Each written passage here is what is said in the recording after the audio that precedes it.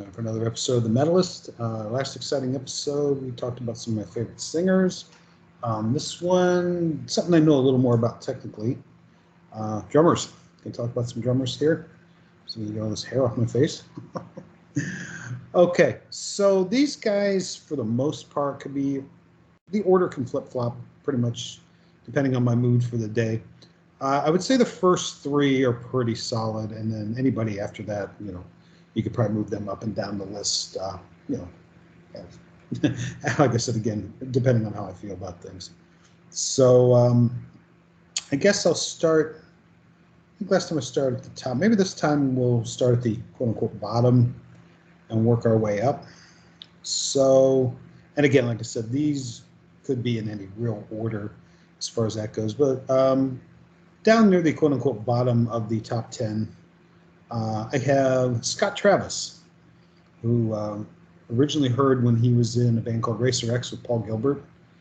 And then after that, he joined Judas Priest around 1990, 91, somewhere in there. Anyway, when the Painkiller album came out, okay?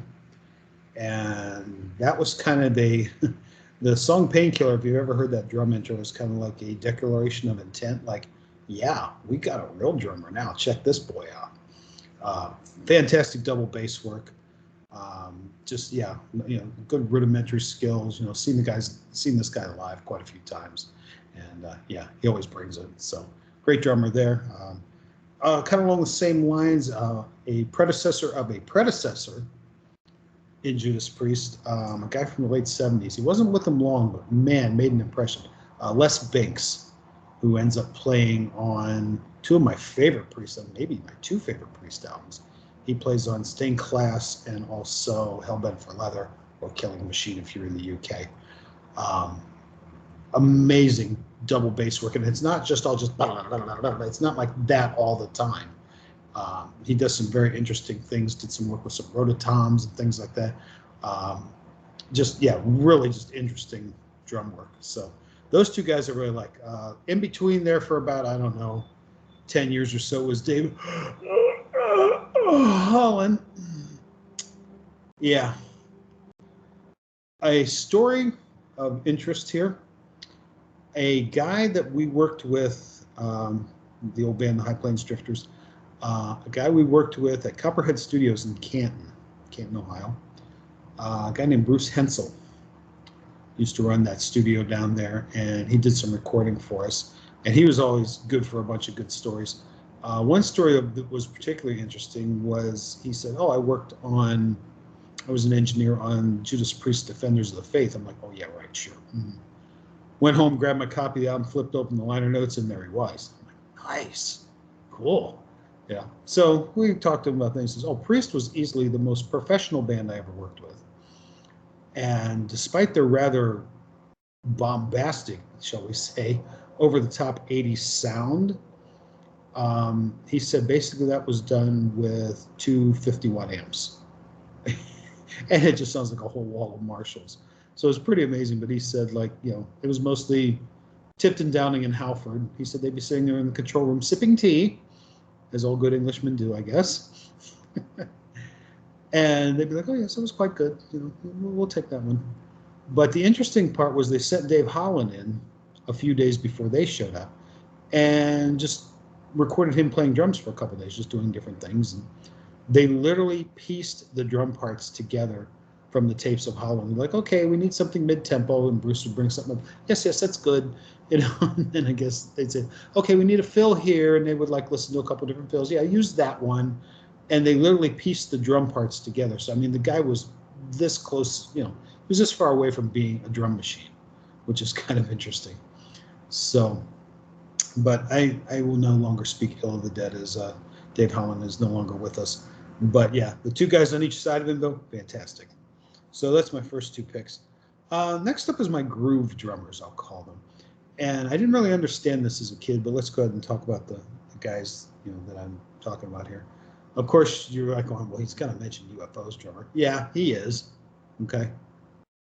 Andy Parker's awesome. I don't care what anybody says. Interestingly enough, I guess I didn't realize the sort of severity of his influence on my own playing, till I met up with my buddy Chuck. Shout out to Chuck again. We met up in Dayton for a UFO gig, and about halfway through the show, Chuck kind of nudges me. He goes, "Parker." I said, "Yeah, what about Parker?" And he goes, "He's you." I go, "What?" He says, "You play just like he plays for the most part." He says, "You guys really play a lot alike." I'm like, "Well, thank you." But I started thinking about more and more, like, yeah, he's got something there. I mean, with the Drifters, it was a little bit faster than UFO would be, but it was the same idea. And it was very interesting. And then what's even scarier, and maybe I'll have to do this in a future episode, is if you look at UFO videos from the early 80s, say the Paul Chapman era, and pictures of me around college age, we even kind of look the same. A little scary. I've even showed it to my wife. She's like, "Wow, that's not you." So anyway, Andy Parker, great groove drummer. Just, man, stroking the 14-inch hats and just playing a down and dirty beat, and which was perfect for UFO's bluesy style, of course. My other guy is Aerosmith's Andy Kramer. What am I saying? Joey Kramer. Andy Parker and Joey Kramer is Andy Kramer, apparently. Okay. Anyway, Joey Kramer, another super great groove drummer. And I didn't get that back in the day. I remember my one buddy, Ed, shout out to Ed if you're out there, back when we were kids, his older brother was like, swore by Kramer all the time. He's like, "Oh man, Joey Kramer, yeah, he's the stuff." And I'm like going, no, because I was a little more into the drummers that are going to be on the list here shortly. And I'm like, Joey Kramer, so what? But as I played more and more and kind of got into it and started playing in a band and things like that, then it was like, yeah, Kramer, I get it. But I didn't get it at first. So that's my groove guys. Those two guys, just, massive groove, really like them, but more, and I'm a little bit of an overplayer myself, for sure. I mean, I will never be mistaken for Phil Rudd. And like I said, Phil Rudd to a lot of people is, the predominant drummer because of, his basic approach of less is more. Well, it's worked for AC/DC for the better part of, half a century. So yeah, okay, fine. But anyway, so I guess maybe honor mention to Phil Rudd there. So yeah, those are my groove guys. After that, one of my favorites, just because of his speed, his fluidity, and I mean speed, okay, but not thrash metal, okay, because I'm not much of a thrash and extreme metal guy. But again, I'm willing to learn. If you've got some stuff you'd like me to check out, put it in the comments as far as some of the thrashier bands or the more extreme stuff, because I'm not real familiar with it. I'd be glad to listen to it, maybe do a reaction on that. That'd be awesome. Okay. Anyway, the guy I'm talking about now is the late great Clive Burr. Loved Clive's playing. Loved him way more than Nico, and it's not that I dislike Nico at all, because I don't. But Clive, if you listen to the early Maiden albums, and everybody knows I'm really kind of a early Maiden guy.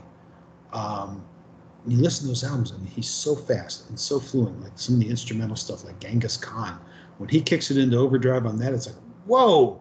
I mean, but very distinctive. I mean, it's not just like a blur. It's not blast beats.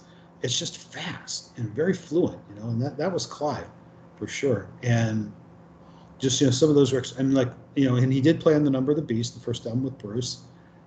And I mean, with all respect to Nico, and I think as a person, Nico just seems like he'd be a blast to hang around. But Nico has never played Run to the Hills right, in my opinion. It's just, he doesn't have the feel for it, Another guy that kind of falls into that category, but not as fast. Now, this would be an honorable mention, I guess. Peter Criss, which I've been told some of my playing is a lot like Peter Criss. It's a little more of a swing feel to it, not necessarily completely metal, but so he's another guy that's kind of along the same lines. But yeah, loved Clive Burr. Just thought he did some fantastic stuff on those early Maiden albums. Okay, so we're getting up the list here. We're up to about number 5, I guess. We're about halfway through. Of course, Neil Peart. Was a lot more into Neil as a kid. Like I said, it was my severe overplaying period. And of course, Neil is well known for that. But it's interesting, and they talk about it in one of the documentaries for Rush, where Neil started studying with some older drummers that were not necessarily rock drummers. And they kind of explained to him that a lot of times, what's going on in the air as opposed to actually hitting the drum, what's happening in between the beats and in the air is just as important, if not more important, than what's going on with the drums. And you'll notice, if you watch the early Neil Peart concerts with Rush, he is just in there, and he is wailing, right? He's totally wailing. And you'll notice as time goes on, it's like he kind of relaxes, which a lot of that was. It was the idea of, when you're up here in the air, where you're at, that kind of thing, And it's interesting because he still plays all the parts the way he did, but he seems much more relaxed about it. It seems like it's much more effortless for him. So that was kind of a cool thing that I learned in one of the documentaries. I don't know if it was Beyond the Lighted Stage. It might have been, but I'm not positive. But yeah, so obviously Neil Peart, big deal. Another guy that to me gets no credit like he should, and this would be number 4 on my list, Brian Downey from Thin Lizzy. This guy, I think, is freaking amazing, and he never gets mentioned as one of the great drummers, and I'm not sure why. But of course, Thin Lizzy never really did sort of take off in this country. There is that sort of group of people like myself. They're like, yeah, those guys are gods. They're amazing, right? But like say in America, oh, the boys are back in town. That thing, yeah, that thing, and 13 other albums. Thank you, of good stuff. So yeah. But I thought Brian, particularly if you want a really just amazing example of Brian's abilities, check out the song Chinatown. His drum rolls and just his smoothness is it's fantastic. One of my favorite drum tunes ever. Okay. So I've got Brian at number 4 on my list here. Like I said, the top 3 are pretty much etched in stone as far as I'm concerned. The rest of these guys, like I said, they can move up or down just depending on what day of the week it is for me. 3, come on, John Bonham. Seriously. I think anybody that plays rock drums and says they didn't learn anything from John Bonham is lying. You had to have learned something from John Bonham. Just amazing. His beats, I think, were more amazing than a lot of his maybe tom work and that kind of stuff. But just the beats and just the overall feel, there's no doubt who it is. Okay. So yeah, I would place him at number 2. A lot of people would place him at number 1, and I have no argument on that. None at all. My second guy from Deep Purple, Ian Pace. The only constant member of Deep Purple in their history, which is kind of an interesting fact. But Ian is probably the smoothest technician I think there is on the drums. I understand that I think there's like 26 what they call rudiments, which are basically different kinds of drum rolls. And Ian has some kind of certification that he can do all of them to perfection. And that's tough because I can only do about 3 and I can't do any of them to perfection. So, but you can really see it in his playing. And his playing is very, very smooth. One of the things I did learn from Ian, and it came in really handy with the High Plains Drifters because we played really, really fast, was that you didn't have to necessarily be doing 1/8 notes on the cymbal or the hi-hat. You could do quarter notes and still be doing the same kind of bass drum work and snare work, but do the quarter notes instead. And it was just kind of a smoother, jazzier version of this. And you could play a lot faster than if you're trying to squeeze in all these, these 1/8 notes. So quarter notes on the hat. The slow version of that would be like Bad Company, Can't Get Enough, something like that. Simon Kirke is a very sort of basic, deliberate drummer along the lines of Phil Rudd. So we'll give Simon an honorable mention as well. But yeah, but Ian Pace was like that on overdrive. And just some of his work, check out like Pictures of Home, which has got some amazing drum work. You Fool No One from the David Coverdale era. These are just amazing drum work, just, fantastic. So the guy at number 1, and people that know me are like, yeah, we already knew this. You didn't even have to bother telling us. Kind of combined the finesse of Ian Pace and the power of John Bonham all into one amazingly beautiful package known as Cozy Powell, the late great Cozy Powell. Cozy's been gone now, I'm going to say 23 years. It's been a while, but he went out like a freaking rock star, though. He was apparently on the Autobahn, driving his Ferrari at 110 miles an hour, talking to his girlfriend on the cell phone, and was legally drunk all at the same time when he blew a tire. And that was the end of Cozy. I guess he was talking to the girlfriend, and she said the last thing she heard was a big bang, and all of a sudden he says, "Oh shit," and that was it. Cozy was gone. But again, and Cozy's been with so many great performers. I mean, all the way back to the Jeff Beck group. Back in the day, of course, Ritchie Blackmore's Rainbow. Played with Rainbow for quite a few years with Ronnie James, and also with Graham Bonnet. He was still there with when Graham came in. Played with the Michael Schenker group, especially that second Schenker album with Cozy on it, and Chris Glenn, and Paul Raymond. I mean, what a lineup that was, and of course Gary Barton on vocals. So I saw him there. I think the last time I saw Cozy was actually with Brian May as a solo artist. I saw Brian May do a solo show. I'm going to say 96, maybe somewhere in there, 97, maybe, not sure. But whenever Back to the Light came out was when I saw him there. And of course I saw him with Whitesnake, Black Sabbath. So I saw Cozy all over the place, and always amazing. I even saw, get this, in 1986 I saw Cozy Powell with Emerson, Lake and Powell, which they did one album with Cozy. And I thought, man, I don't know, because Carl Palmer is a pretty good technician. We'll give Carl an honorable mention here as well. But I thought, man, Cozy's more of a power guy. I don't know how he's going to handle this, but he handled the ELP stuff incredibly well. So that was very impressive. I happened to be in the front row for that show, which was nice. And where I was sitting, when Greg Lake wasn't in my way, I had a very nice view up into the drum kit, and I could really watch Cozy work, which was awesome. So yeah, as you can tell, I've seen Cozy with a bunch of different bands, and he is my favorite guy. So that is my list. A couple more honorable mentions that I didn't mention. Mike Portnoy. Again, I'm not a huge guy with Dream Theater, but there's no denying this guy's abilities. I do enjoy him a lot with the Winery Dogs, which is him, Billy Sheehan, and Richie Kotzen. Great little trio if you haven't checked them out. They've got 3 albums at this point.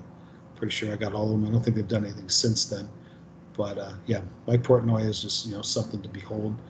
And it was interesting because I never paid any attention to Avenged Sevenfold until their drummer, and I don't know his actual name, but they used to call him the Rev or the Reverend, passed away, and Portnoy filled in for their tour. And I thought, damn, they must be pretty decent if Mike Portnoy is going to fill in for them. And so I checked them out, and like I say, I don't know a lot of their stuff. What I do know, I think it's pretty good. I mean, maybe a little pedestrian, but pretty good stuff. So that's kind of how I got on the radar with Avenged Sevenfold. Roger Taylor from Queen, another guy I don't think that gets the credit he deserves. And of course, Roger, in addition to being a really good drummer, is a phenomenal vocalist. I mean, a lot of people don't realize that the really high vocals on a Queen record are Roger. They're not Freddie. And Roger, when he sings like lead, has kind of a raspy voice. Quite frankly, Roger Taylor or Brian May could have been the lead singer in any other band. But when you got Freddie Mercury, go with what you know. But and I've seen a lot of people react to, there's a video, there's actually a DVD as well, from 1981, Queen in Montreal. And the interesting thing about that is when they do Somebody to Love, these people watch this video, and all of a sudden they hear this like high-pitched background singing. And one guy says, I thought they brought some background singers on. Here was the drummer. So, in addition to, like I say, being a heck of a drummer, he's a pretty darn good singer too. So Brian, let's say Roger Taylor, and then the last guy I was thinking of, as far as a guy that I thought was a pretty awesome drummer, would be Scott Rockenfield from Queensryche. Then once again, I'm sure I forgot some guys here, but that's my list so far. If you've got some good ones you think I should add, let me know. I'd probably be like, oh yeah, I forgot that guy. I'm sorry. Totally agree with you there. So, all right, guys. So that's my list for the drummers. again, I appreciate you guys tuning in. Like I say, give me some comments. Of course, like and subscribe. I always appreciate that. And till the next video, we will see you then. Thanks for stopping by.